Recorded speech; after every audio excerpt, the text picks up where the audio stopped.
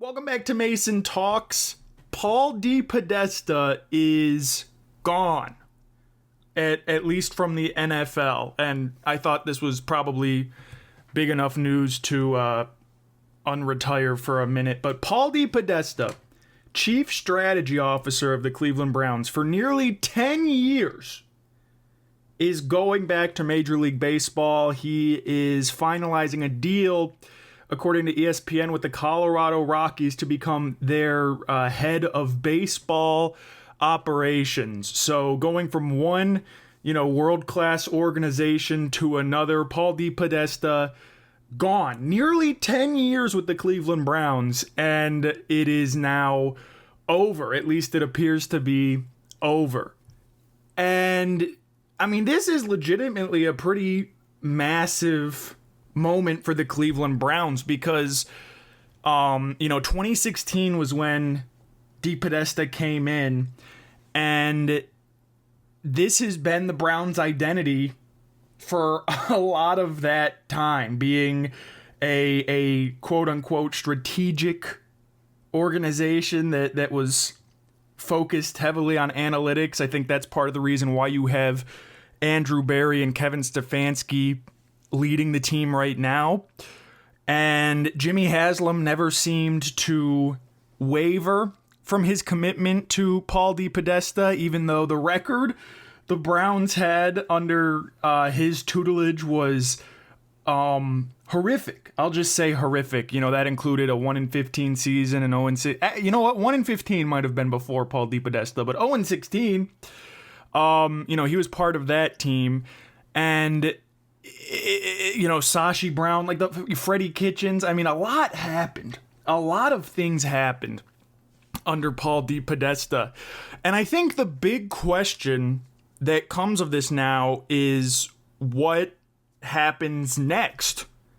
Is this the closing of a chapter of Cleveland Browns history, hopefully allowing the franchise to move on to bigger and better things?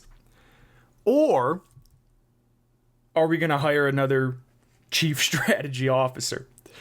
And if that is the case, if the Browns decide they want to continue with DePodesta's role, I have zero clue how they would do that, because I have zero clue what Paul DePodesta did.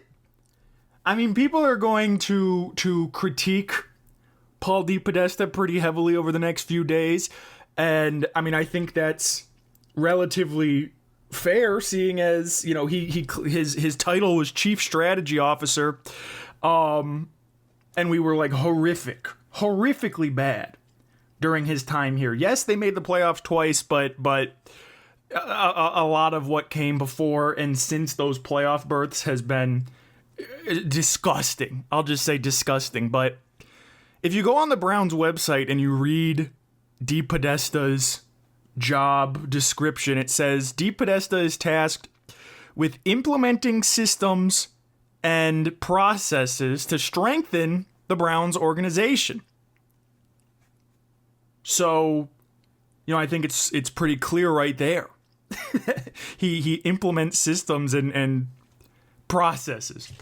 So, do the Browns hire another guy to do this? Every time we hear about analytics, which I'm assuming that's what Paul DePodesta has a part in, because he was known, Moneyball and all the whole shtick. His whole thing in baseball was building teams with the Oakland Athletics that did not have the greatest resources, and it was a in terms of baseball, I get it, but the Browns are analytically forward facing, but what has it mattered? What is it? You've had this chief strategy officer for 10 years. Think about that. It's crazy to think about the fact that he was there 10 years. And it really resulted in very little. The best that this Browns team has ever had came from John Dorsey, who may not have been the most analytically forward-facing guy.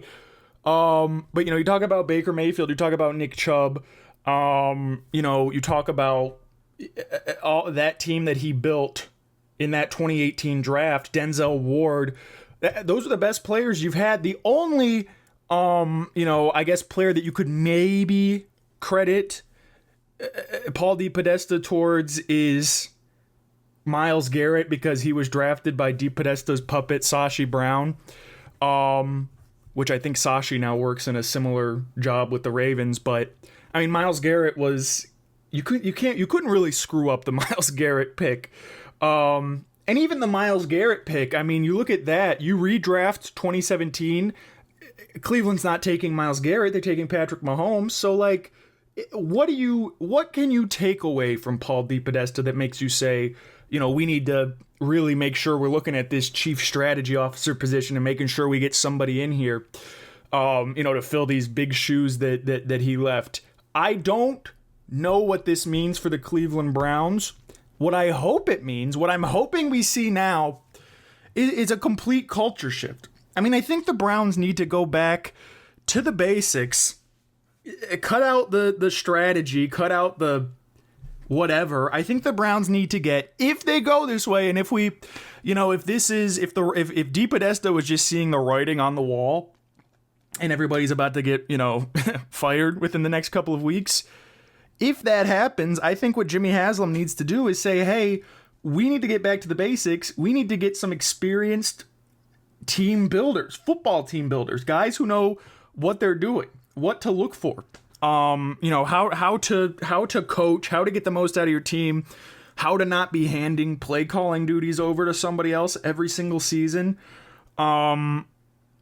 This feels like a big moment, the departure of Paul DePodesta, and maybe Paul just wanted to go back to baseball, try his hand there again, because he definitely had more success in that realm. But I think that this is probably signaling that we may be seeing a reset. We'll just say a reset of Cleveland Browns culture here in the next couple of weeks. That doesn't mean I have confidence that it's going to turn around or anything, in that nature. But it's this is a big move. This was the biggest personnel move the Browns have had, in a long, long time, probably since Stefanski and Barry were hired 5 years ago. So, we'll see. We'll see if this leads to anything else. Let me know in the comments. What are your thoughts? Paul DePodesta, gone. Easily one of the most controversial figures in recent Cleveland Browns memory.